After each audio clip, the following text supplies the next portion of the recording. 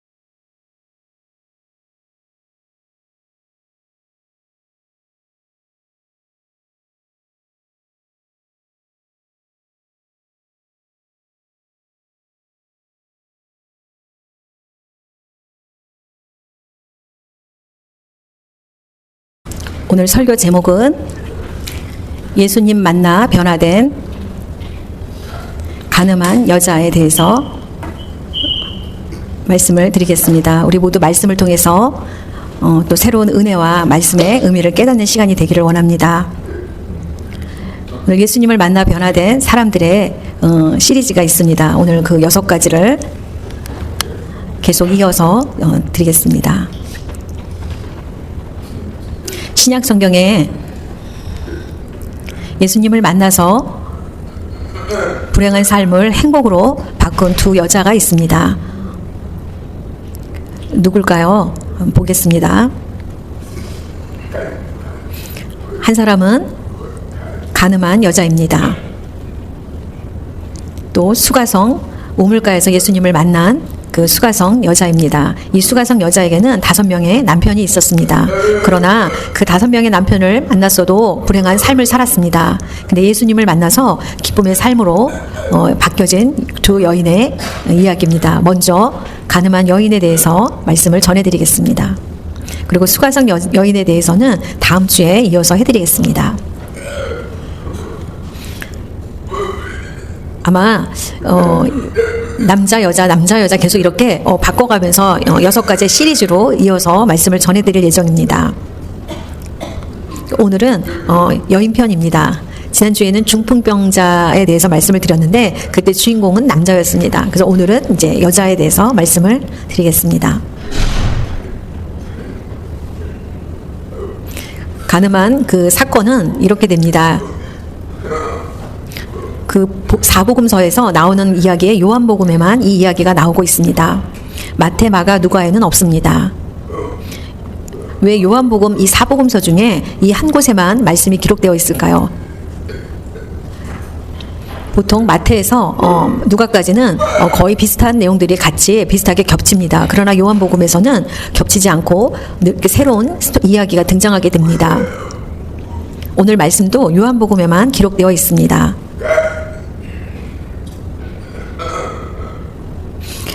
이 이야기는 모르시는 분은 없을 것입니다. 우리가 다 아는 이야기입니다.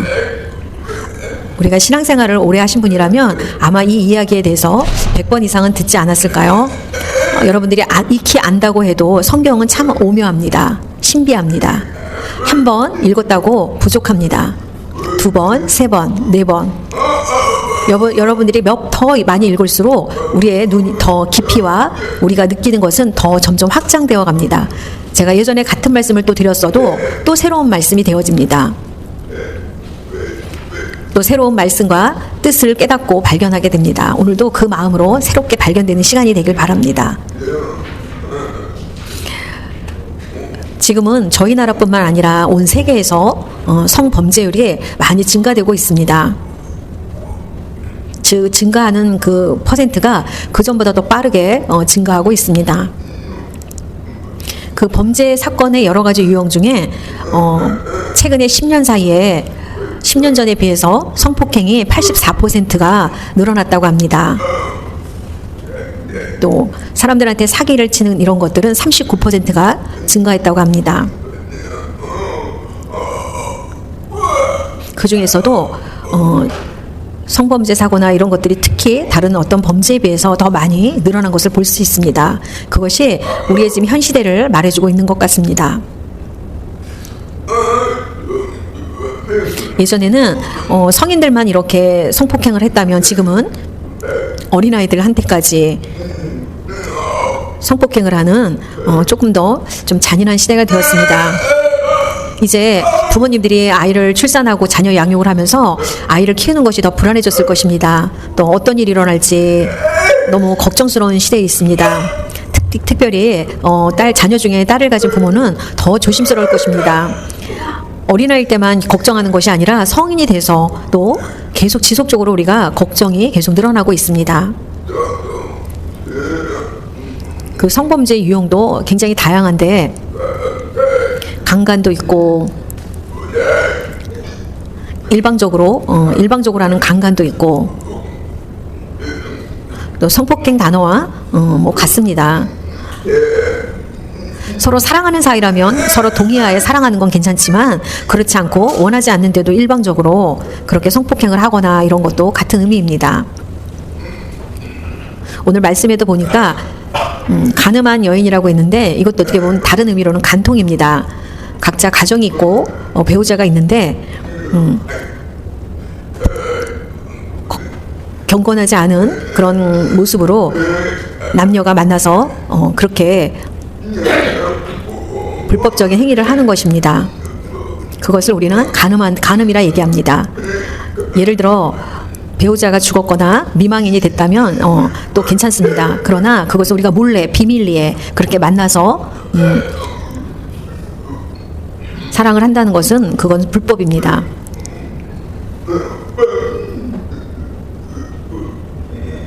그리고 도청도 합니다. 그래서 우리가 이렇게 보면 몰래카메라 같은 걸로 여자들의 또 여자들의 신체를 카메라로 찍거나 이런 도청이나 또 몰래카메라나 이런 것들이 너무나 많이 있습니다. 그리고 또 드론 같은 거를 또 활용을 해서 아파트 주변을 이렇게 또 촬영하기도 합니다. 그래서 생각지 못한 그런 여러 가지 범죄들이 점점 더 생각지 못한 방법으로 그런 범죄를 일으키고 있습니다. 여러분 혹시 스와핑을 아십니까? 스와핑은 서로 배우자를 바꿔서 이렇게 성행위를 하는 것입니다. 지금은 그렇게 또 우리가 생각지 못하는 그런 일들이 많이 있습니다. 여러분 성추행은 또 무엇입니까? 남의 신체를 그렇게 가볍게 만지고 그러는 것입니다. 그러나 절대 우리가 다른 사람의 신체에 함부로 손을 대서는 안 됩니다. 또 성희롱이라는 말이 있습니다. 음란패설을 하거나 또 그렇게 좋은 말로 사람들한테 민망해하고 그렇게 부담스러운 말들을 전하는 것입니다. 그런 또 말씀도 우리가 하면 안 됩니다. 또 동성애도 있고 그것은 우리가 인간적으로 바른 생활을 하는 것이 아닙니다.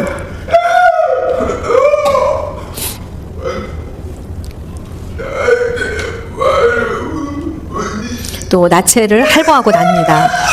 사람들이 시선을 관심을 받기 위해서 그렇게 나체로 또 할보를 하기도 합니다.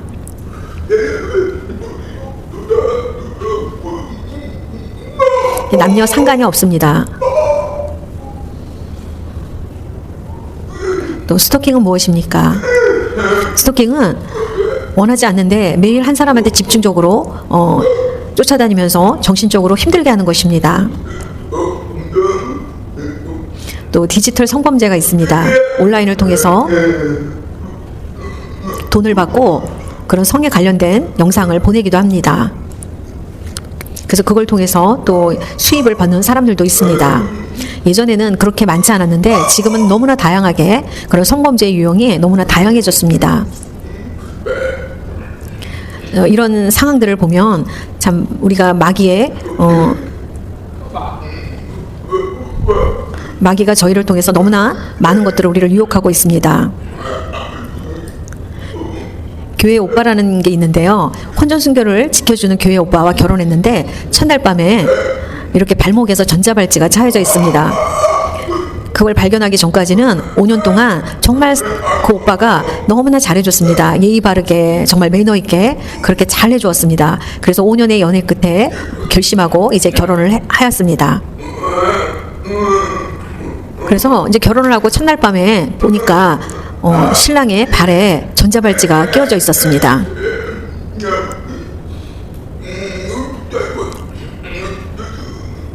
저 전자발찌는 경찰로부터 이렇게 감시 대상으로 이렇게 조회할 수 있는 그런 전자기지를 갖고 있습니다. 그래서 남편이 이제 신랑이 말했습니다. 너무 놀래지 말라고. 예전에는 내가 과거에 그랬지만 지금은 그렇지 않다라고 말해서 그 말을 믿었습니다. 그리고 이제 잊었습니다. 어느 정도 시간이 흘렀습니다. 근데 남편의 핸드폰에서 계속 전화 진동이 올라왔습니다. 그래서 그게 뭔가 하고 아내가 그걸 열어보았습니다. 그랬더니 아이들의 야동이 들어있는 그런 영상이 뜨기 시작했습니다. 여러분 이런 상황이라고 생각해 보십시오. 세상은 더럽고 교회는 깨끗하다라고 우리는 생각합니다. 그러나 우리가 교회 오빠라고 해서 다 믿을 수 있는 것이 아닌 것입니다. 내 스스로 자신을 잘 살피고 교회 다닌다고 해서 그것이 완전하게 그 신분이 안전된 것은 아닙니다.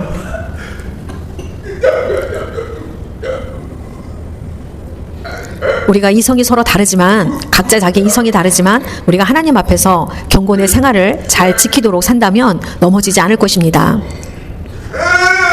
우리가 더러운 것을 받아들인다면 우리는 좌로나 우로나 치우치면서 결국은 넘어지게 됩니다.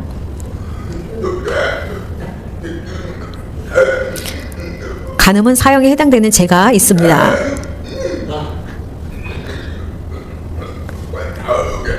간음은 원래 사형에 해당되는 죄라고 이렇게 말합니다.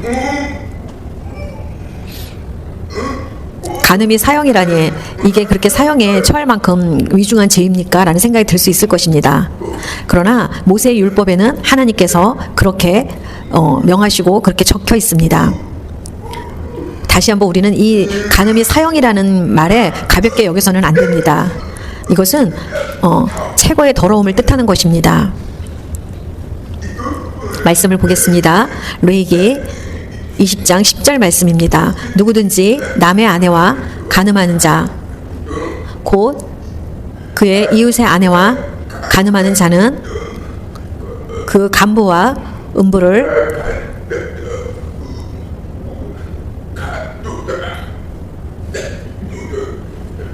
반드시 죽일지니라. 아멘. 서로 남자를 취하고 여자를 취한 거에 대해서 반드시 죽일지니라 라고 레위기에 말씀이 기록되어 있습니다.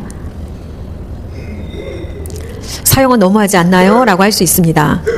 지금 우리나라에서는 간음죄가 없어졌습니다. 간음을 했다고 해도 잡혀가지는 않습니다. 고소를 하기 전까지는 잡혀가지는 않습니다. 서양도 마찬가지입니다.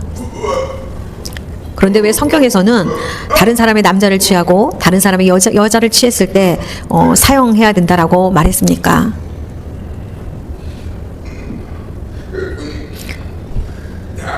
예수님이 기도하고 산에서 내려오셔서 성전에 들어가셨습니다. 성전에 예수님을 기다리는 많은 사람들이 있었습니다. 예수님의 말씀을 귀담아 듣기 좋아하고 또 그 말씀을 사모하는 사람들이 많았습니다. 그래서 늘 예수님은 성전에서 말씀을 가르치고 계셨습니다. 그때 바리새인들과 또 서기관들이 그 율법에 정말 아주 학식이 높은 사람들입니다. 근데 그 사람들이 간음한 여인을 성전에 예수님 앞에 데려다 놓았습니다. 그리고 이 여인은 아주 나쁜 여자입니다 라면서 말하기 시작했습니다. 요한복음 8장 4절에서 5절 말씀을 보겠습니다. 예수께서 말하되 선생이여 이 여자가 간음하다가 현장에서 잡혔나이다. 모세는 율법에 이러한 여자를 돌로 치라 명하였거니와 선생님은 어떻게 말하겠나이까? 라고 여쭈었습니다. 바리새인들과 서기관이 예수님 앞에 그렇게 간음한 여자를 잡혀왔을 때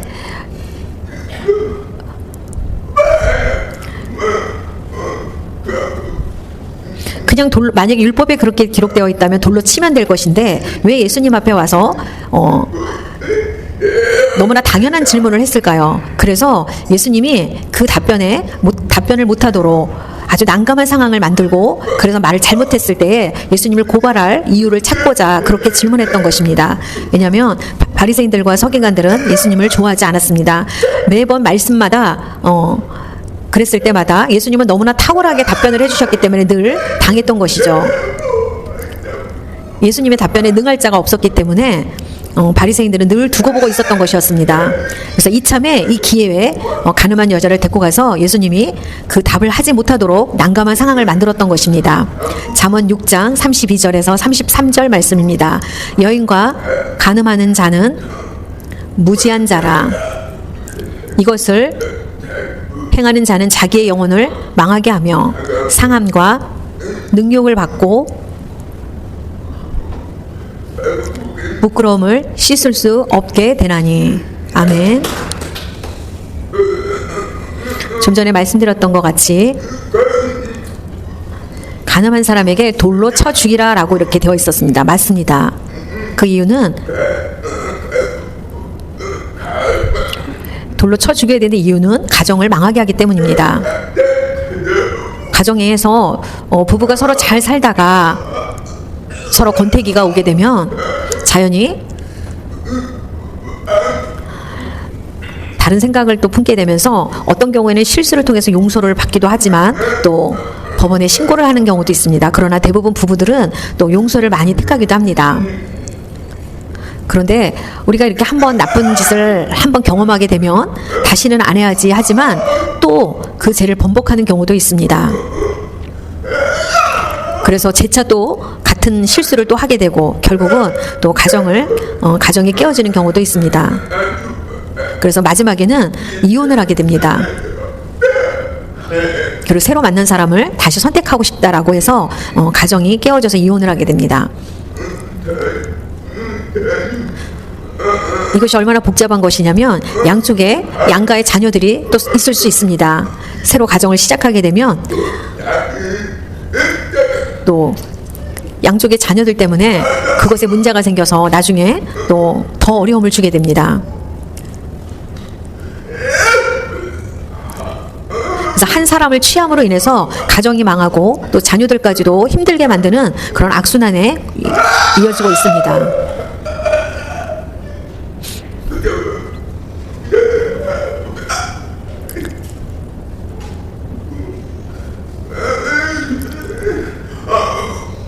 그만큼 사회를 혼란시키는 그런 죄 중에 하나라고 말할 수 있습니다. 그러느니 성경에서는 이런 사람은 돌로 쳐 죽이는 게 마땅하다라고 말하고 있습니다.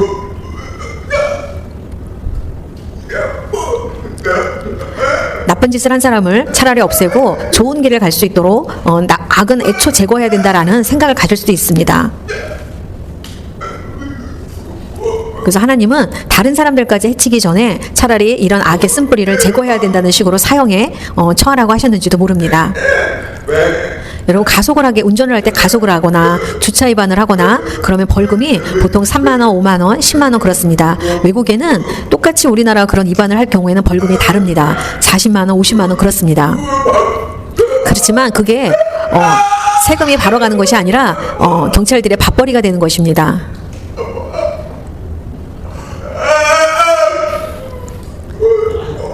우리가 그런 위반을 했을 때 거기에서 벌금 딱지를 내면 또 그걸로 인해서 또 불법으로 그 돈을 취하는 사람도 또 많다고 합니다. 해외 이슬람이나 이런 데는 성경하고 똑같이 말씀을 하고 있습니다. 정말 말씀대로 지키고 있습니다. 그래서 죄를 두려워합니다. 우리는 죄에 대해서 우리는 너무나 가볍게 처벌당하고 또 가볍게 법에 대한 대가를 받기 때문에 죄에 대해서 우리가 더 깊이 무겁게 생각하지 않는 것 같습니다. 또 감옥에 가도 형이 그렇게 무겁지 않기 때문에 우리는 어쩌면 반복적인 죄를 자꾸 짓는지도 모릅니다. 감옥에서도 소금밥을 주고 매일 엉덩이를 맞고 그렇다면 아마 감옥에 가서도 날마다 괴롭고 너무 힘들어서 조금 더 가혹하고 더 형을 엄하게 한다면 죄를 더 적게 짓지 않을까라는 생각이 듭니다. 그래서 예수님을 시험하는 사람들이 있습니다. 선생님, 이 여자를 어떻게 할까요? 라고 시험을 했습니다. 그리고 예수님이 그거에 대해서 답변하지 못하도록 난감한 상황을 만들어 예수님을 핑계 삼아 예수님을 고발하려고 하는 이유를 찾고자 했던 것입니다. 요한복음 8장 6절 말씀입니다. 그들이 이렇게 말함은 고발할 조건을 얻고자 하여 예수님을 시험함이러라 라고 했습니다. 바리새인들과 서기관들이 이 여인을 끌고 와서는 자기의 계획 가운데 자기의 생각대로 이루어지게 하기 위해서입니다. 그런데 가늠한 남자는 데려오지 않고 가늠한 여자만 데리고 왔습니다. 그리고 내가 가늠을 했다는 것을 어떻게 들키게 됐을까요? 그것은 아마 사전에 간음을 유도시킨 그런 작전에 말려들지 않았을까라는 그런 계획적인 일이지 않았을까라는 생각도 듭니다. 남전여비라는 단어가 있습니다. 남자는 높이 존경받고 높이 여기고 여자는 좀 무시하고 그런 의미가 좀 담겨 있습니다. 남자는 대우를 받고 여자는 대우를 받지 못하는 그런 뜻을 가지고 있는데 아마 남전여비의 그런 사상의 뜻이 거기에 담겨 있었는지 그 여인은 지금 옷매무시를 갖춰 입을 새도 없이 그렇게 부끄러운 수치스러운 모습으로 그 현장에 끌려 나왔습니다.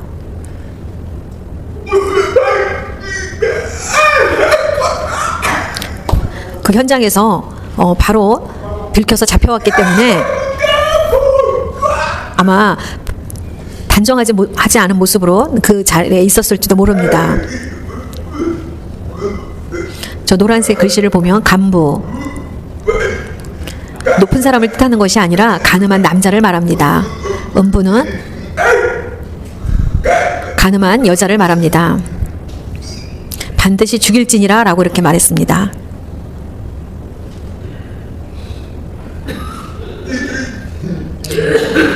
그리고 예수님을 시험했는데 이 상황은 정말 참으로 난감한 상황이었습니다. 예수님한테는 진퇴양난의 사건입니다. 앞으로도 가지 못하고 뒤로도 가지 못하는 난감한 상황을 우리는 진퇴양난이라고 합니다. 선생님, 이 더러운 여자를, 이 가늠한 여자를 어떻게 할까요? 모세 율법에는 돌로 치라고 되어 있는데 예수님은 어떻게 할까요? 예수님이 돌로 치라 하면 예수님의 사랑이 없는 사람이 되고, 예수님은 사랑하라고 하셨는데 돌로 치라 그러면 예수님은 사랑이 없는 사람이 됩니다. 거짓말장이 선지자가 됩니다. 죽이지 말라고 하면 모세의 율법에 어긋나는 일을 하게 되는 것입니다. 그래서 예수님은 그때 상황에 아마 진퇴양난을 겪고 계실 것입니다. 누구라도 이 대답에 대해서는 올바로 얘기하지 못했을 것입니다. 어쩌면 쥐구멍이라도 들어가고 싶은 심정이었을지도 모릅니다. 그러나 예수님은 근심하지 않으셨습니다. 근데 이상하게 예수님은 속히 답변하지 않으셨습니다. 그리고는 다른 행동을 하기 시작했습니다. 여러분, 예를 들어 우리가 바둑을 두게 되면 바둑의 최고 높은 단수는 9단입니다. 제일 꼬마 어린아이가 20급에 달하는 아이와 9단에 이르는 사람이 서로 경쟁을 했을 때 가장 낮은 단수가 20급인데 9단 두는 사람이 너무 잘 뒀는데 어떻게 빠져나가야 할지 방법을 알지 못할 때 애가 타는 심정하고 똑같습니다. 여러분, 정말 잘하는 사람하고 못하는 사람하고 상대가 될까요? 그런데 예수님한테 또 도전하는 행위를 보였습니다. 예수님은 속히 답변하지 않고 몸을 굽히어서 땅바닥에다가 손으로 글씨를 썼습니다. 왜 굽혀서 손으로 글씨를 썼을까요? 그리고는 바리새인들과 서기관들은 아마 이렇게 속으로 생각할 것입니다. 예수님이 뭐라고 대답해야 될지 모르니 저렇게 엎드려서 딴짓을 하는구나 라고 생각할 것입니다. 근데 그렇지 않았습니다.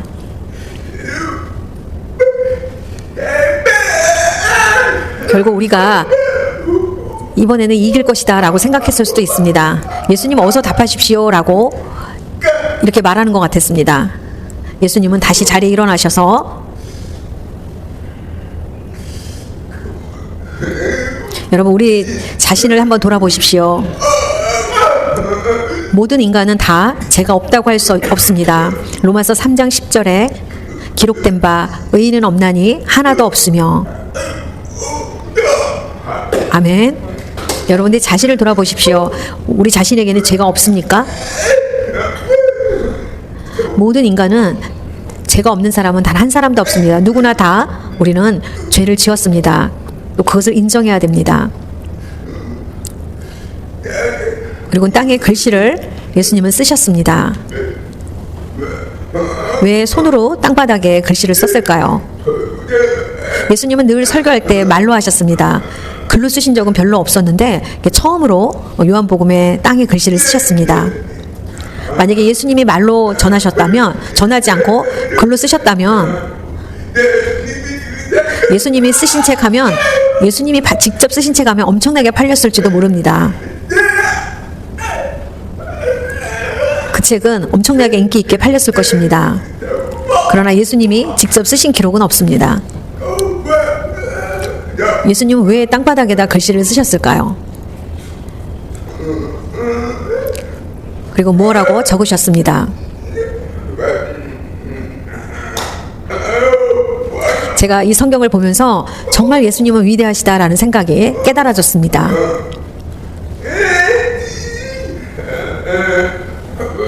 그리고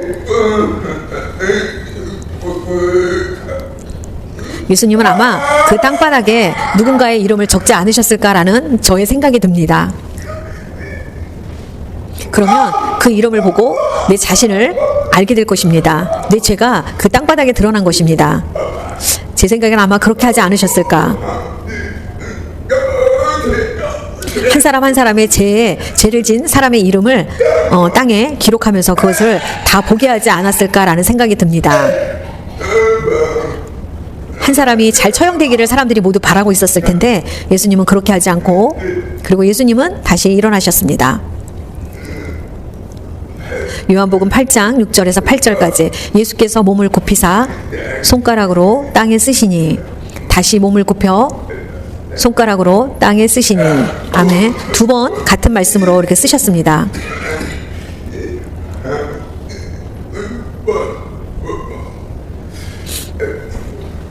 예수님이 손가락으로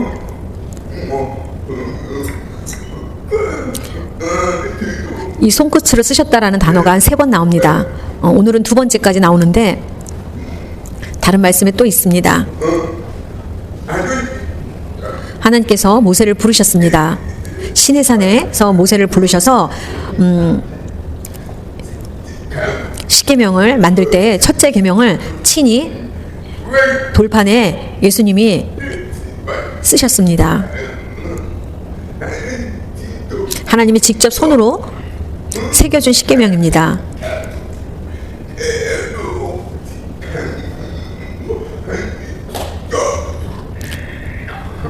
그것이 하나님이 직접 쓰신 글이고요. 신명기 9장에서 10절 말씀에 보면 여호와께서 두 돌판을 내게 주셨나니 그 돌판의 글은 하나님이 손으로 기록하신 것이요. 아멘. 하나님의 손으로 직접 쓰셨다고 라고 말씀하십니다. 그것이 첫째 십계명입니다. 십계명은 무엇입니까? 온 모든 세상 사람들에게 우리가 바르게 살 수 있는 기준입니다. 이 말씀이 없다면 우리는 아마 우리의 마음대로 살았을 것입니다. 계명이 있기 때문에 그 계명을 따라서 우리를 정결하게 하고 다른 사람을 대해서 우리가 바르게 하고 온전한 가치를 가지고 살아갈 수 있도록 해주신 것입니다. 내가 남의 물건을 훔쳐도 그 기준이 없다면 또 남을 또 간음하거나 그랬을 때 이 십계명이 약속의 말씀이 하나님과 우리 사이를 올바로 우리가 살아갈 수 있는 지침서가 되는 것입니다. 저기는 바벨론 나라 유럽인데요. 포로로 70년간 바벨론에 끌려갔을 때 왕이 여러 번 바뀌었습니다. 여기는 벨사달 왕이었을 시절에 아버지가 죽고 이제 아들에게 나라를 다스리도록 이렇게 위임을 했습니다. 아버지보다 그 아들은 더 나쁜 왕으로 지도하고 살았습니다. 하나님의 집 안에 성물인 포도장과 그런 성물의 잔을 다 걷어다가 하나님의 성전을 경히 여기지 않았습니다. 그리고 그 잔을 술잔으로 만들어서 자신이 그 술잔을 들이키며 먹었던 왕입니다. 그리고 쾌락을 즐기며 살았던 왕입니다. 어느 날 그러고 있던 때에 벽에 갑자기 글씨가 새겨지기 시작했습니다. 사람들이 술을 먹고 마시고 쾌락을 즐기고 있을 때에 갑자기 글이 새겨지면서 모든 사람들이 두려움에 떨기 시작했습니다. 살면서 그런 것을 한 번도 본 적이 없었습니다. 그래서 박사들을 불러서 저게 무슨 뜻이냐라고 말했습니다. 근데 그 글을 해석하지 못했습니다. 그 뜻을 이해하지 못했습니다.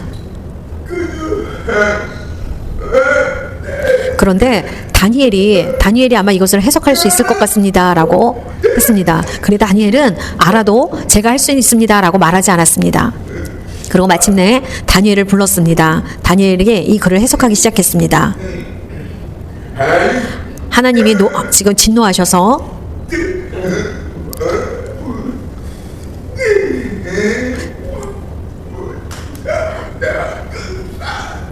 나라를 다스리는 것이 부족하니 두 나라로 쪼개질 것이다 라고 말씀하셨습니다. 그리고 다니엘에게 해몽한 것을 상을 주었습니다. 그리고 결국은 그 왕이 죽게 되었습니다. 그 즉시 회개했다면 아마 하나님의 긍휼함이 임했을 것입니다. 그리고 그냥 단지 그 궁금한 뜻에 대해서만 해석하고 아무런 죄책감을 갖지 못했습니다. 그리고 결국 그날 밤 그 왕은 죽게 되었습니다. 하나님의 경고 앞에 회개함으로 나아갔어야 됐었습니다. 다니엘 5장 5절에 그때 사람의 손가락들이 나타나서 왕궁 촛대 맞은편 석회벽에 글자를 쓰는데 왕이 그 글자 쓰는 손가락을 본지라. 아멘. 저 글씨를 쓸 때 몸은 없었는데 손가락만 나타나서 벽에다가 글을 썼던 것입니다. 얼마나 놀랬겠습니까? 아마 두려움을 금치 못했을 것입니다. 그리고 모두 다 그 벽을 바라보았습니다. 하나님의 손으로 그 벽에 이렇게 글씨를 썼습니다. 오늘 이렇게 땅에 쓰는 것까지 해서 모두 예수님이 직접 손으로 쓴 게 세 번이나 됩니다.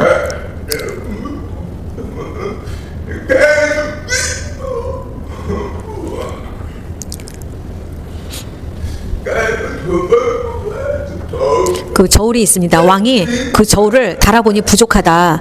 왕으로서의 자질이 못 된다라고 해서 그 글에 그렇게 새겨져 있었습니다. 겉으로는 예수님을 우리가 경배하고 찬양하지만 우리 내면에는 하나님을 경외하는 마음이 없다면 우리는 굉장히 두려움으로 다시 한번 살펴봐야 될 것입니다. 예수님의 대답은 이렇게 말씀하셨습니다. 요한복음 8장 7절에 그들이 묻기를 맞지 아니하는지라 이에 일어나 이르시되 너희 중에 죄 없는 자가 먼저 돌로 치라 하시고. 아멘. 예수님은 너무나 위대하지 않습니까? 정말 맞는 말씀을 하셨습니다. 틀린 말 한마디가 아니라 정말 옳은 말씀을 하셨습니다. 그 많은 군중들이 보는 앞에서 너희 중에 돌을 치기에는 마땅하지만 먼저 내 자신을 돌아보아 내 죄가 없는 사람만 돌을 쳐라 라고 했습니다. 죄가 없는 사람만 돌로 치고 죄가 있는 사람은 돌을 치지 말라는 뜻입니다. 그러니까 돌을 치려고 했지만 내 자신을 발견하게 되니 죄가 내 안에 있는데 돌을 칠 수가 없었습니다. 그리고는 모두 다 그 돌멩이를 내려놓고 노인부터 젊은이까지 모두 다 제가 돌을 칠 수가 없었습니다. 그리고 한마디로 양심의 가책을 느꼈던 것입니다. 오늘 말씀에 보니 양심의 가책을 느낀 자들이 돌아갔다라고 했습니다. 우리에게는 양심의 가책이라는 것이 있습니다. 나쁜 짓을 하려고 하면 우리의 양심이 우리를 두렵게 합니다. 그리고 떨립니다. 돌을 던지려 했으나 양심의 가책을 느끼면서 죄를 깨닫게 됩니다. 예수님은 너무나 말씀을 현명하게 잘하셨습니다. 그리고는 그 말씀을 들은 자들이 돌아갔습니다. 할렐루야.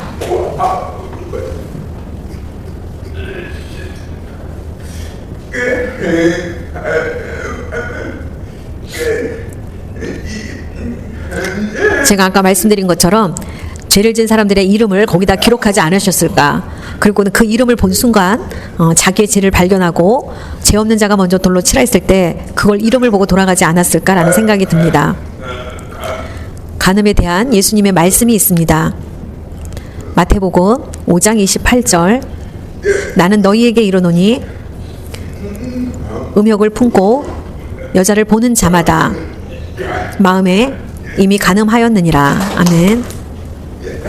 여러분, 먼저 우리가 행실을 통해서 간음하면 그건 정말 큰 죄지만 그 전에 앞서서 먼저 마음으로 음욕을 품는 것도 죄라라고 말씀하셨습니다. 여러분, 혹시 이 말씀에 나는 해당되지 않는다라고 생각하는 분 있습니까? 제가 예전에 사모님하고 둘이 걸어갔습니다. 걸어가다가 우연히 걸어가다가 어떤 사람을 그냥 보려고 본 것이 아니라 그냥 보게 됐습니다. 그랬더니 제 아내가 어딜 보냐고 하면서 저를 뭐라고 했습니다. 만약에 우리가 그것을 눈길이 가지 않는다면 어쩌면 우리는 죽은 사람일지도 모릅니다. 눈길이 끌리는 곳에 우리의 눈은 가게 되어 있고 자연적으로 그것을 보게 되어 있습니다. 그걸 보는 것도 우리에게는 뭔가 불편한데 그것을 보고 음욕을 품는다면 그것은 죄가 된다는 것입니다. 번째, 용서하고 경고하시는 예수님입니다.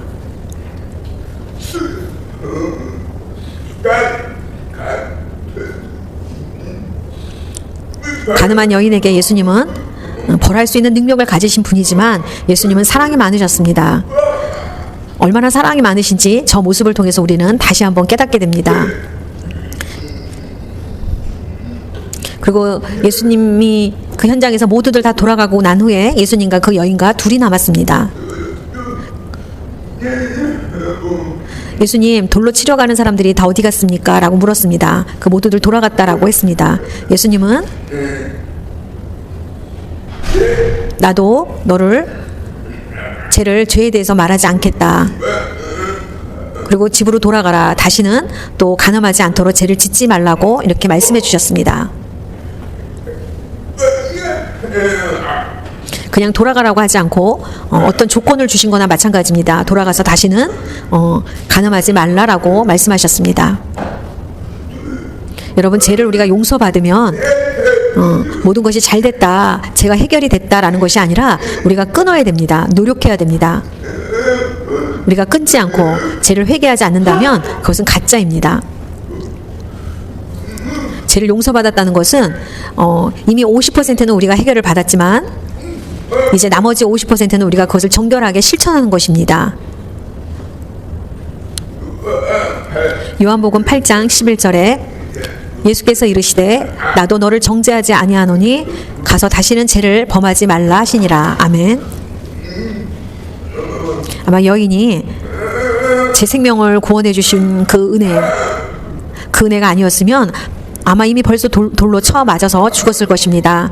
예수님께서 나에게 은혜를 베푸시고 생명을 구원해 주셨기 때문에 다시는 그것에 대해서 죄를 절대 짓지 않는 건 그런 결심을 했을 것입니다.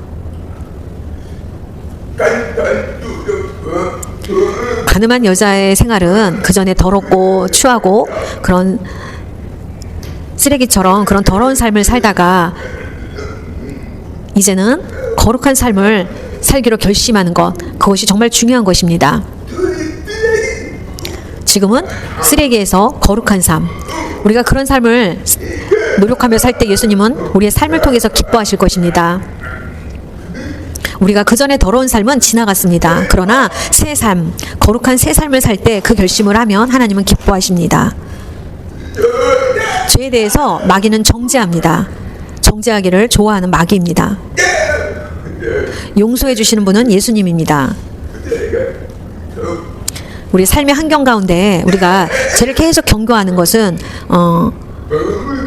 어쩜 우리는 다른 사람의 죄에 대해서 계속 경고한다면 우리가 마귀가 하는 것을 하는 것일 수도 모릅니다. 죄는 하나님께서 하시는 것입니다.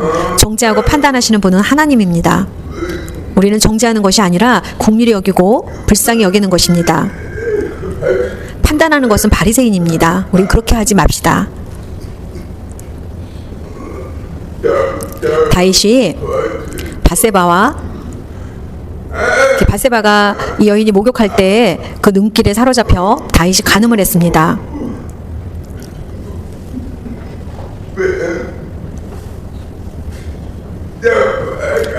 만약에 왕이 아니었으면 어쩌면 다윗도 위경에 처했을지도 모릅니다. 그러나 왕이기 때문에 왕을 어떻게 처형할 수가 없었습니다. 그리고 바세바가 아기를 가졌습니다. 그러나 하나님은 그 아기를 죽게 하셨습니다. 다른 사람들을 속이고 다른 사람의 눈을 가릴 수는 있어도 하나님은 속일 수 없습니다. 바세바의 아내는 우리아였는데 바세바가 임신한 소식을 듣고 우리아를 통해서 잠자리를 통해서 합법적으로 자기 아기를 갖게끔 했으나 충성된 우리아는 잠자리를 청하지 않았습니다. 그리고 결국은 다윗의 아기를 가졌습니다. 다윗이 선지자를 만났습니다. 그러면서 다윗을 보고 죄를 지었다라고 하지 않고 다윗이 깨달을 수 있도록 다른 예화를 들면서 깨달을 수 있도록 설명했습니다. 그런데 다윗이 그게 잘못됐다라고 했을 때 그 선지자가 그 사람이 바로 당신입니다라고 깨닫게 해주었습니다. 그럴 때 다윗이 울면서 회개하는 내용입니다. 시편 5장 51장 2절에서 33절 말씀입니다. 나의 죄악을 맑게 씻으시며 나의 죄를 깨끗이 제하소서. 물은 나는 내 죄가를 아오니 내 죄가 항상 내 앞에 있나이다. 아멘. 다윗이 자신을 돌아보며 울며 회개했습니다.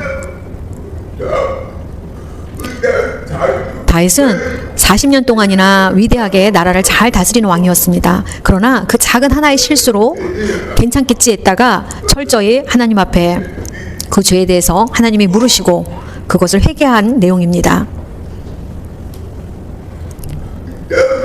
다윗의 죄와 벌에 대해서 죄에 대해서는 다윗이 죄는 회개하고 용서를 받았습니다. 그러나 그 죄의 죗값은 받으셨습니다.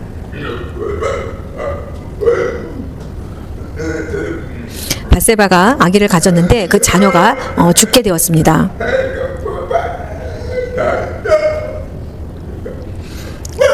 그리고 그 자녀들이 또 서로 또 다윗의 자녀들도 서로 간음하면서 그런 죄의 흐름이 이어졌습니다.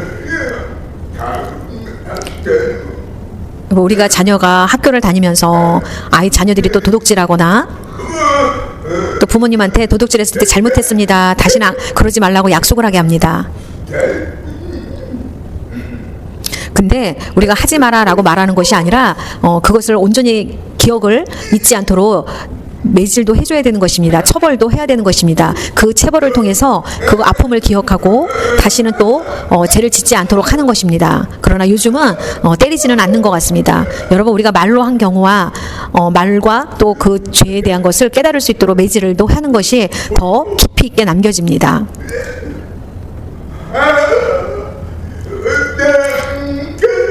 죄를 짓고 우리가 단순하게 그것을 용서받고 지운다면 우리는 또 오히려 또 실수를 할 가능성이 높습니다. 구원에 두 가지 은총이 있습니다. 죄사함은 구원의 소극적 은총입니다. 그러나 새 생활은 구원의 적극적인 은총입니다. 우리가 죄사함을 받았다고 끝이 아니라 우리의 그 이후의 삶을 새롭게 더 잘 살 수 있도록 우리가 실천하는 적극적인 삶이 필요합니다.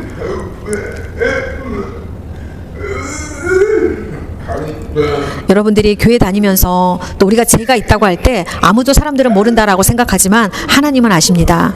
그리고 우리는 그 심판 앞에서 두려워 떨게 됩니다. 두려운 마음으로 하나님이 보고 계신다라는 생각으로 밝히 보고 계신다는 생각으로 여러분들이 자신을 돌아보고 죄에 짓지 않고 죄를 끊고 나아가길 원합니다. 여러분들이 그 죄를 짓고 회개하지 않으면 지옥에 갑니다. 그러나 우리가 회개하고 하나님의 은혜로 또 천국에 가게 됩니다. 어느 여성의 간증이 있습니다. 이 여인은 그 예전의 과거의 삶은 몸을 파는 생활을 했습니다. 그리고 이 생활에서 포주 생활을 했던 사람이었습니다. 예수님을 알게 돼서 예수님을 만났습니다. 그리고 삶이 변화되어 열심히 교회도 다니고 봉사도 하고 전도도 하며 거룩한 삶을 시작하게 되었습니다. 그리고 열심히 희생하고 겸손하게 남을 도와주는 삶을 살았습니다. 그 전에 더러운 삶을 살 때는 돈을 많이 벌었지만 그 모든 생활을 청산하니 오히려 가난하게 되었습니다. 가난하게 되었지만 만족했습니다. 그전에는 맛있는 음식을 많이 먹을 수 있고 여유가 있었지만 그 모든 생활을 다 청산하고 나서 오히려 궁핍해도 더 행복했습니다. 더 아름다운 삶을 살기 시작했습니다. 이 변화된 여인을 보고 우리가 과거에 이 사람이 어찌어찌 했다라고 우리가 감히 손가락질할 수 있겠습니까? 그럴 수 없습니다. 그 몫은 하나님의 몫입니다. 우리의 죄가 어떠했든 우리의 삶이 변화된다면 그것은 새 사람이 된 것입니다. 로마서 8장 1절에서 2절 말씀입니다. 그러므로 이제 그리스도 예수 안에 있는 자에게는 결코 정죄함이 없나니 이는 그리스도 예수 안에 있는 생명의 성령의 법이 죄와 사망의 법에서 너를 해방하였음이라. 아멘. 여러분, 과거에 우리가 지었던 여러 가지 죄가 지은 죄가 많더라도 하나님의 은혜로 말미암아 우리가 예수님을 믿고 구원받으면 우리가 그 과거의 모든 죄를 회개하고 깨끗하게 정결하게 씻김을 받게 됩니다. 그리고 하나님의 자녀가 되는 것입니다. 여러분, 우리가 각오에 대해서 다 이제 버려야 됩니다. 계속 그 각오에 말려 있어서 그것에 대해서 계속 말하지 않아야 됩니다. 누군가가 오면 이 사람 20년 전에 무슨 죄를 지었대, 뭐를 했대. 절대 여러분 그렇게 말하면 안 됩니다. 입을 닫아야 됩니다. 그렇게 따지면 우리의 모습도 우리의 각오도 그 사람과 다를 바가 없습니다. 누군가 새신자가 교회에 오면 하나님의 자녀가 된 것에 대해서 기뻐하고 화합하고 우리가 하나님께 찬양하고 같이 하나님의 나라를 위해서 우리가 좋은 일에 같이 힘쓰는 그런 일을 해야 됩니다. 바로 그것이 하나님이 원하시는 천국 삶의 모습입니다. 그런 삶을 통해서 하나님의 영광을 올려드리는 서울롱화교회 성도님들이 되시기를 바랍니다.